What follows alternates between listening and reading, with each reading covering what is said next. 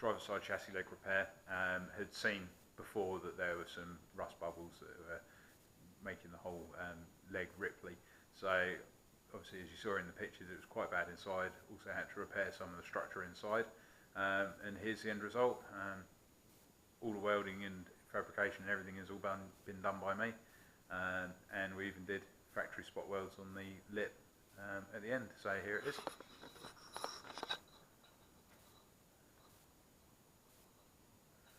You can see spot welds. And looking from underneath.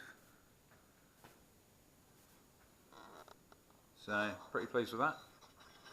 It's come out alright. I'm going to be doing some more bits and pieces next weekend, and just little bits at a time, getting there. And now that I'm doing more, I'm learning and everything else rather than Nick just doing everything. Yeah, so getting there should be good.